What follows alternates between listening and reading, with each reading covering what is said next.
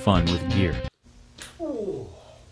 What's up, guys? I got a new review out for the MTEK FLUX ballistic helmet. That's right, ballistic. This is like the best helmet ever. It's designed really well. It's super comfy, and it's just, you know, really cool to look at. I got this nice cover on it, as you can see, and I got all these gadgets for eBay for only $10. I'm serious. It makes it look even cooler. It got the GoPro mount in the front, so you can film all your cool footage. They designed it really well to be super cool looking and super comfy. So yeah, I mean, I've been using this for a long couple of days, and it's the best helmet ever. Seriously, guys. So check out my patch, bro. Check out my patch. Remember, if you haven't seen my patch, check it out. All right. So thank you so much for watching my review. Remember to like, subscribe, and all that. And you guys stay operator as fuck. Contact!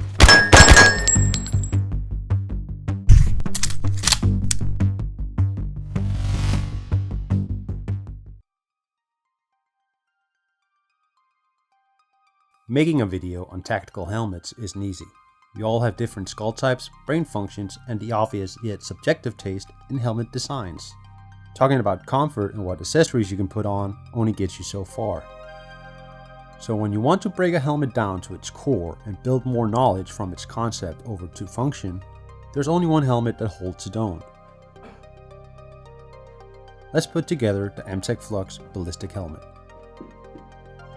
If you're special, like me, and require a special helmet, the Flux Tactical Helmet by MTEK is a sure shot for most. The ballistic shell is made out of polyethylene fiber and is one of the first helmets to feature a boltless design. Being boltless means there's no penetrating points to attach the side rails or the retention straps. The shell in its naked state is one of the lightest shells on the market, weighing in at only 1.1 pounds or 0.5 kilograms. The shell is an impressive testament as to how MTEK pushes the envelope to get the most out of basically nothing. How MTEK managed to create something with ballistic capabilities out of basically nothing, you can't stop wondering how the hell they did it. The shell is rated as level 3A and will stop anything up to a Magnum 44. But hey brah, what about an AK-47 round? Really, my guy? Really? The shell has a few differences compared to other helmets. First off is the edge profile, which is a little higher than most other helmets. This allows for a wide range of comms, eyewear, and respiratory masks to be used without interference. You've seen a high cut before, but it's designed a little differently to the back neck portion, which gives more clearance from ballistic vests and your own body when you go prone and promotes more positive head movement. The back neck design features an undercut, which hugs the back of your skull even better in conjunction with the position of the retention system, which is mounted lower due to its design and gives you a more stable fit, especially when using knots. Since the shell features a bolted design, attaching the lightweight polymer retainers is easy. Installing the retainers is done by placing the thermoplastic anti-rotation inserts and simply start screwing.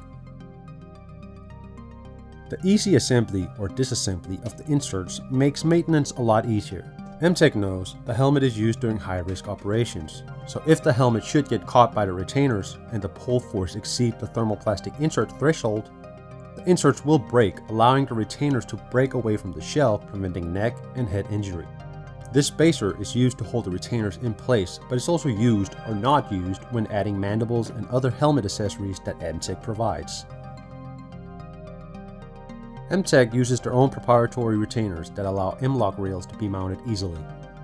With the option to mount your own type of M-LOK rails, you have a multitude of ways to attach your gadgets. Also, the retainers are compatible with O2 clip buckles. The retainer features a 3-port mounting system which, when divided into 3, provides a more stable frame due to the skeleton framework. And of course, you have your obligatory mini slots on top for cable management, which no one ever uses, ever. Included are 2 pieces of battle bungee for stabilization of knots and other objects mounted to the shroud, and are hella easy to install.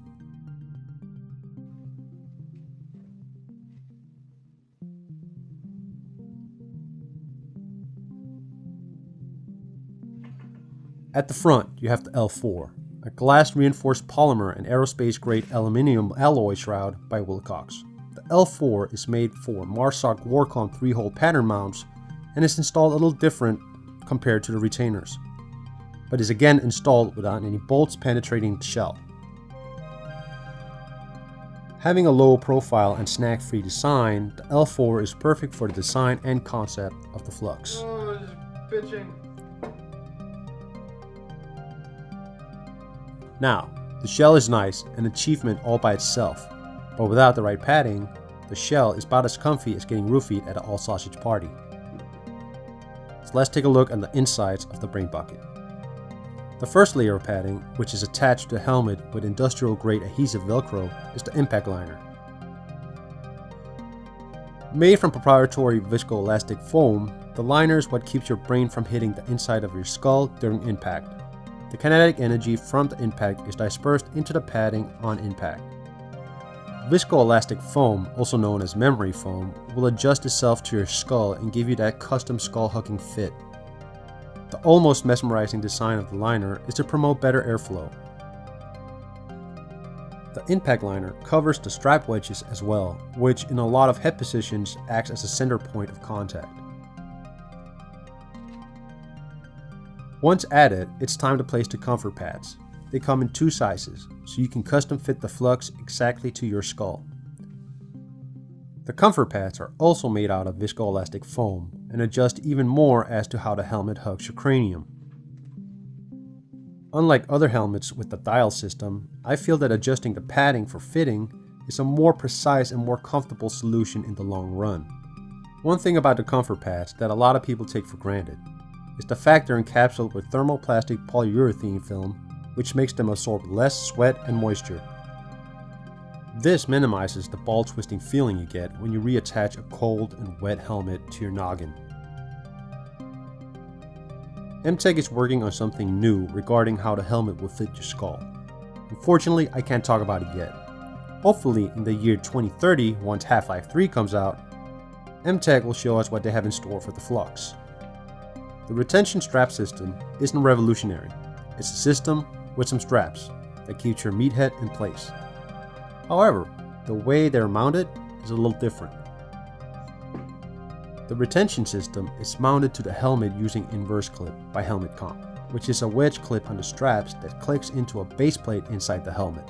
The wedge clip also has the high-performance adhesive Velcro, which the impact liner attaches to. This makes installing the strap or replacing it a lot easier and hella fast. Also, when looking at comm headsets, cable management inside the helmet, it's a lot easier to make those adjustments and minor tweaks without having to take the whole helmet apart. As stated before, should your retainers get caught and snag away from the whole helmet, the straps aren't affected like with other helmets if shit hits the fan.